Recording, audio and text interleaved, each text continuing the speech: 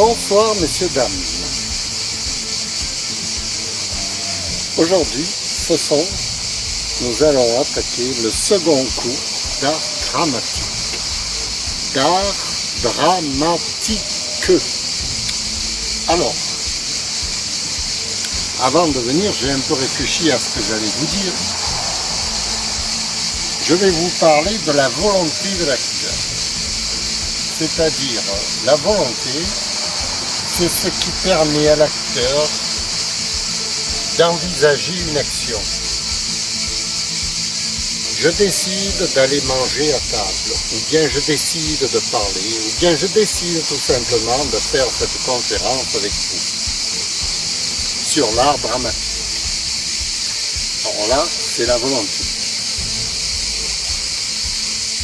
Maintenant, cette volonté, comme je vous ai expliqué au cours numéro 1, elle doit être accompagnée de l'inconscient de l'acteur.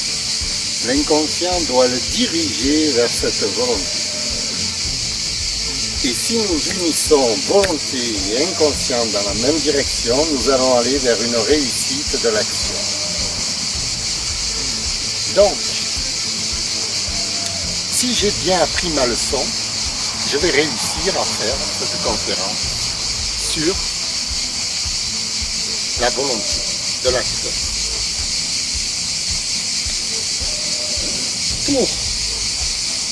Bon, la volonté, on a bien compris ce que c'était, c'est quelque chose d'assez simple, c'est comme une stratégie, un désir, un souhait. Ça s'apparente à tout ce qui est conscient.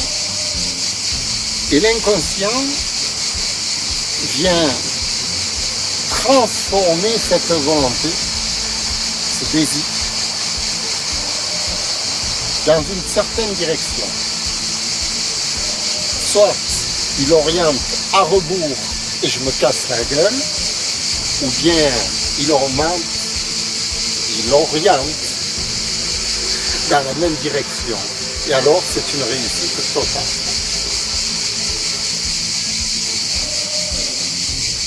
Pour arriver à gérer l'inconscient, il va falloir apprendre ce qu'est déjà l'inconscient. Et puis ensuite, faire des exercices sur l'inconscient. Et ensuite, vérifier comment il réagit. Et ensuite, éduquer notre inconscient. Alors, éduquer quelque chose d'invisible, de mystérieux, et dont on n'est pas conscient,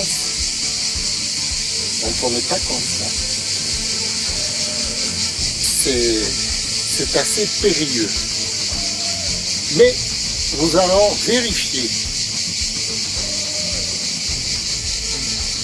que nos objectifs soient atteints dans la réalité concrète de la scène. Alors ici, la scène, c'est moi et vous. Moi et vous. Vous et moi. Mon objectif, c'est de vous faire comprendre, de vous faire comprendre l'importance de cet inconscient qui nous anime comme quelque chose de mystérieux, qui nous fait mouvoir sur la scène, qui nous fait bouger dans tous les sens, selon. Alors, justement, selon quoi?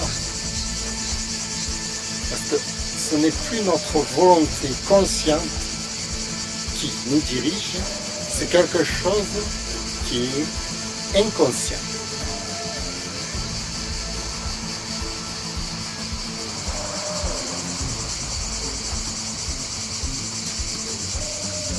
Alors, pour comprendre le phénomène, moi, dans ma vie de tous les jours, je me suis servi de deux systèmes. Le système de la scène, jouer la comédie, et ensuite visionner pour savoir si j'avais bien réagi selon mon objectif Et c'est peut-être cette démonstration que je vais employer avec vous, puisque vous pourrez tout de suite constater. Alors, on va avoir l'objectif, premier objectif. Supposons que j'ai l'objectif de vous faire rire. Alors, il faut que je devienne comique et que je vous raconte une blague. C'est un objectif. Maintenant, je vais fabriquer ma blague. Je vais la monter en direct devant vous. Donc, je vais construire ma blague dans mon esprit tout d'abord. Et ensuite, l'exprimer devant vous. Alors, c'est un mécanisme stratégique mental qui va me permettre de devenir un personnage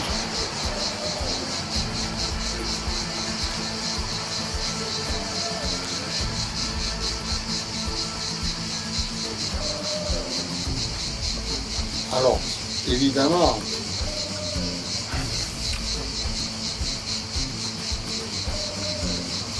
je suis très embêté parce que c'est assez complexe à expliquer la dramaturgie du comique, etc. Et j'aurais pas le temps là, en 5 à 10 minutes à vous expliquer tout ça, donc je me suis engagé dans une voie difficile, mais je vais vous attaquer le sketch comme si vous aviez compris tout le mécanisme qui est derrière. Alors, j'attaque direct le sketch.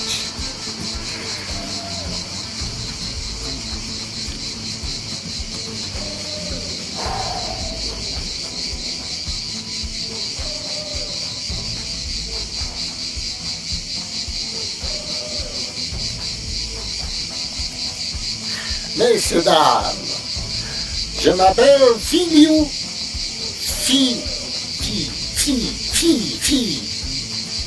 Filou Dingo. Non, il y a les deux possibilités.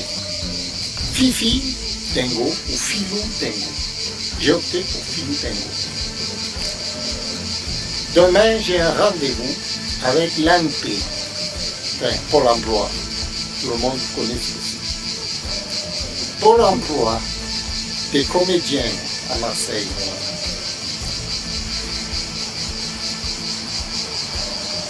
C'est à la gare Saint-Champ, à 9h15. La dernière fois, ils m'ont licencié de Pôle emploi parce que je leur ai dit que j'allais gagner ma vie dans 6 mois. Bon, ils m'ont dit puisque vous allez gagner votre vie dans 6 mois, c'est plus la peine de faire partie de Pôle emploi maintenant. Mais je leur ai dit, d'accord. Dans 6 mois, je vais gagner ma vie. Mais maintenant, je ne gagne pas encore ma vie, là, maintenant. Ah, mais dans 6 mois, vous allez la gagner. Donc, je ne vois pas pourquoi vous vous inscrivez au Chomdu tout de suite. Pourquoi vous êtes au Chomdu, puisque vous allez la gagner. D'accord. Mais, supposons que je ne la gagne pas dans 6 mois. Est-ce que je peux me réinscrire quand même au Chomdu? Ils me disent... Bien sûr, vous pourrez vous réinscrire. Et donc je reçois une lettre, 6 mois après. Monsieur, vous n'avez pas tenu votre parole. Vous ne gagnez toujours pas d'argent à ce jour-ci. Donc, nous sommes au regret de vous dire que vous allez être suspendu de vos droits, puisque vous n'avez pas tenu votre parole. Vous deviez gagner de l'argent, vous n'avez pas gagné votre. Vous n'avez pas gagné votre vie, donc.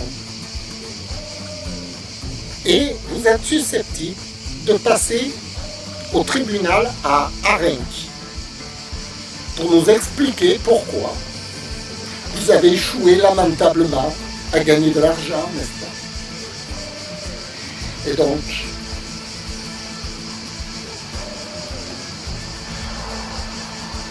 Et donc,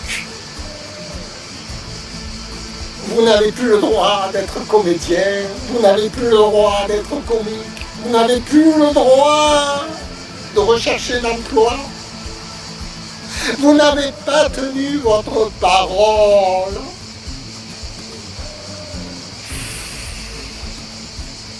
On est dans l'absurde total, dans l'absurdité, mais j'ai montré, alors, je suis allé les voir la semaine dernière, je suis allé à Pôle emploi, leur dire, parce qu'ils m'avaient radié de Pôle emploi, ils m'ont radié des comédiens, ils m'ont envoyé à Château-Combert, de la gare Saint-Charles à Château-Combert, chez les travailleurs, les vrais travailleurs. Non, parce qu'il y a Pôle emploi pour les travailleurs et puis il y a Pôle emploi pour les artistes. Les artistes, ce ne sont pas des travailleurs. Les travailleurs, ce sont les plombiers, les artisans, tout ça. Moi, ils m'ont chassé des artistes, ils m'ont mis chez les travailleurs. Les travailleurs, ils m'ont dit, mais monsieur, vous êtes un artiste, vous ne pouvez pas rester chez nous, allez chez Pôle emploi artiste. Ce qui est logique. Mais comme à Pôle emploi artiste, je leur ai dit que j'allais gagner de l'argent dans 6 mois. Ils m'ont dit, puisque vous allez gagner de l'argent dans 6 mois, on vous radie de Pôle emploi artiste. Vous allez aller chez nous. Bon, je suis allé les voir cette semaine à Pôle emploi, travailleurs, les vrais travailleurs, quoi. Les charpentiers, les plombiers, les commerciaux, enfin, la batterie, des gens sérieux. J'ai dit, voilà. Moi, je comprends pas. J'ai pas tenu ma parole.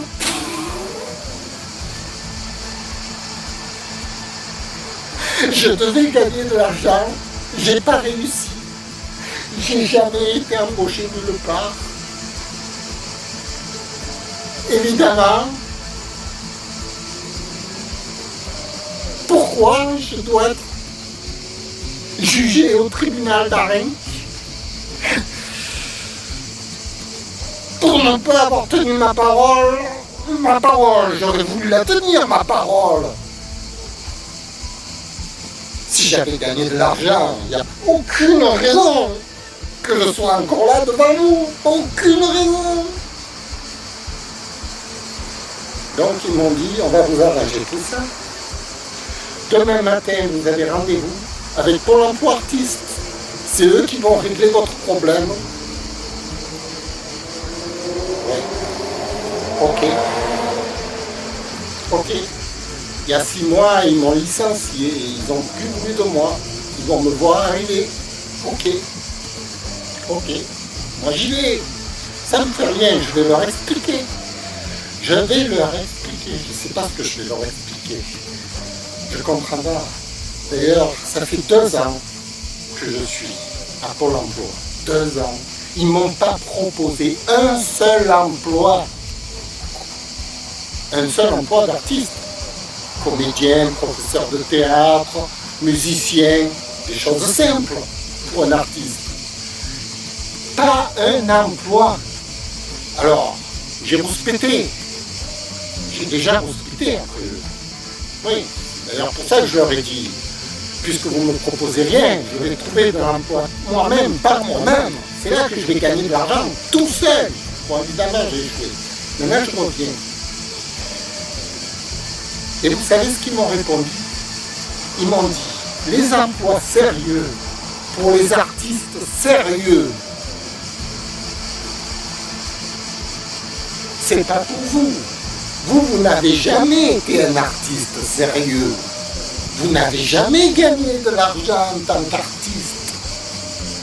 Donc, vous êtes un artiste indésirable chez les artistes.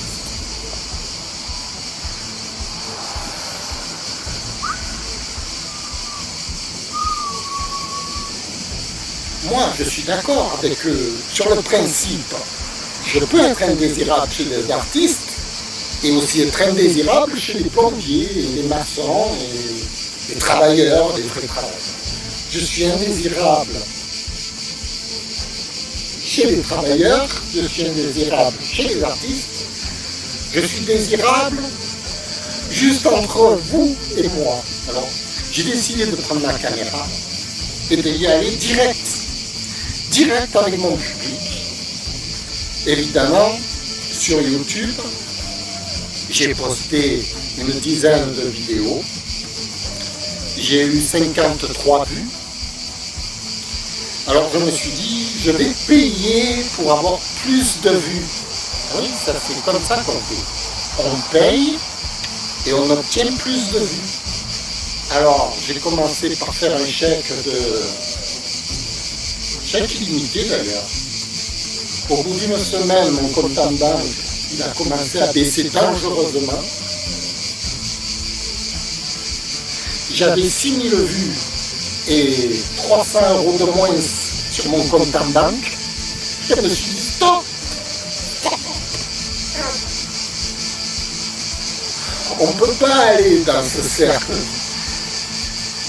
On peut pas. Je suis pas Rothschild, moi. J'ai pas des fonds à dépenser chez YouTube, compagnie, Amazon, FR3, on fait tout ça à la compagnie des richissimes. Non. Je suis indésirable chez les uns, indésirable chez les autres, indésirable sur Internet. Ok. Je me retrouve dans la nature. Voilà. Ah, je suis bien.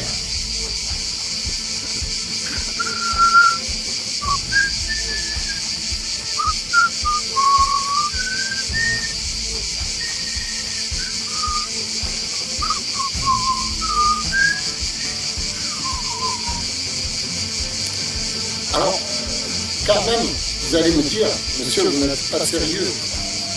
Vous êtes un rigolo, une plaisantin, cher ami. Et je vais vous prouver le contraire. Je ne suis pas un plaisantin. Je ne suis pas un rigolo. J'ai un réel savoir-faire, j'ai un réel métier. Je suis réellement un comédien. Je suis réellement un professeur d'art dramatique. Et j'ai décidé de le prouver. J'ai écrit ma méthode, la méthode du comédien. Comment devenir un acteur extraordinaire, comme moi. Extraordinairement seul, mais extraordinaire quand même.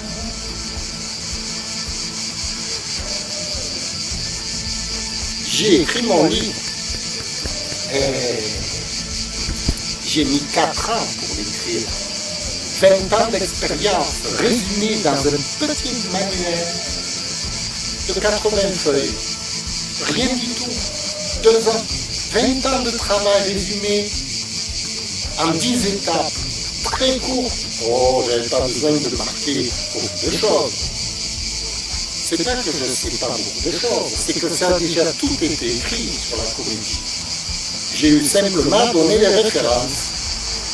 Chapitre 1 se reportait à Stanislavski, chapitre 2 se reportait à la psychanalyse de Carl Jung, chapitre 3 se reportait à l'analyse transactionnelle, chapitre 5 se reportait à etc., jusqu'à finir par Confucius, la sagesse tibétaine, les néagrammes, le hiking, en fait des choses millénaires qui existent depuis très longtemps, que tout le monde devrait savoir pour jouer la comédie.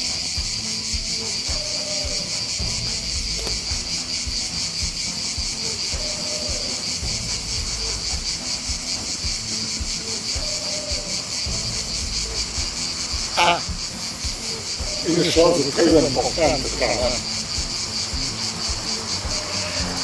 c'est que quand on joue la comédie, on interprète un personnage. Donc, moi je peux être un imbécile, Mais le personnage que je joue, lui, il existe vraiment. Lui, il obéit à des codes, vous comprenez? Moi, je peux être un imbécile, oui, je l'avoue. Mais le personnage que je joue, il existe. Il existe. Il a été écrit. Bon, moi je me suis référé à Anton Tchekhov. C'était pas mal. Parce que j'ai découvert un monologue sur les méfaits du tabac. C'est l'histoire d'un homme qui a raté sa vie, qui se retrouve seul dans un champ, comme un arbre, comme un épouvantail à moineau, toute la nuit, qui regarde la lune, silencieuse et claire, pour oublier, oh comme il aimerait ne plus se souvenir de rien, et arracher de cette épaule, de ses épaules, cet habit tout usé dans lequel il s'est marié, voilà plus de 33 ans. Et dire que c'est un colonel qui fait des conférences dans un ville de Pienza. Mais ne demande rien.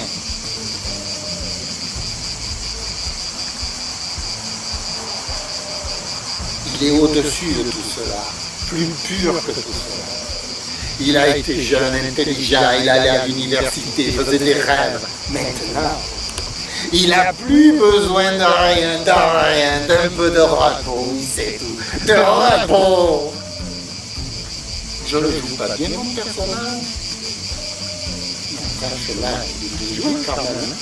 Et encore là, c'est un esprit dénaturé. Sans le déguisement, parce qu'en fait il a un chapeau melon, il est habillé en l'époque 1904, et en plus, il a peur de sa femme. Sa femme, elle va arriver d'un instant à l'autre. C'est pour ça que je regarde derrière. Je me demande où elle est, si elle n'est pas encore arrivée, etc. Et comme il a la marre de cette vie, qu'est-ce qu'il fait?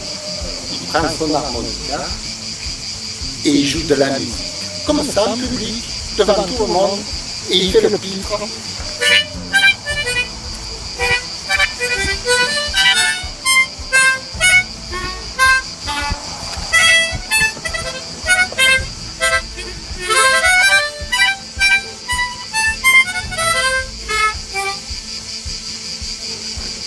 Il regarde un peu si sa femme n'est pas là,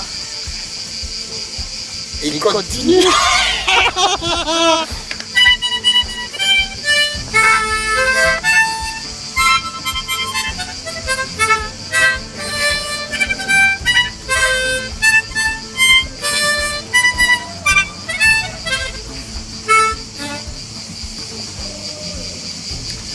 Bon, on n'est pas encore arrivé. Je peux parler librement. Ah, si vous saviez. Bon, ça c'est le personnage, vous comprenez, le personnage il obéit à une éthique, à une logique, etc. Donc, moi, évidemment, je peux être, comme ils disent, un faux artiste, un charlatan, pourquoi pas. Mais sur scène, je joue la comédie, moi.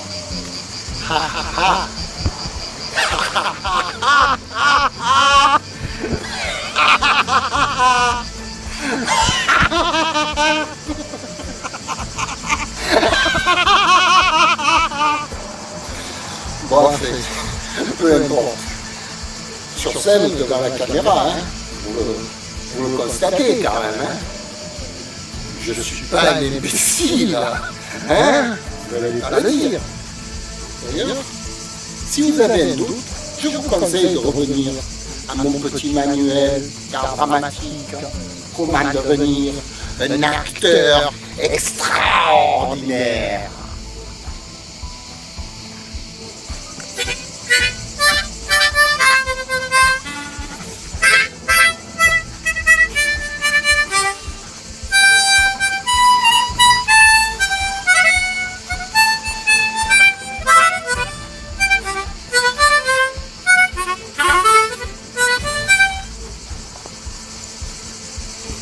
Merci.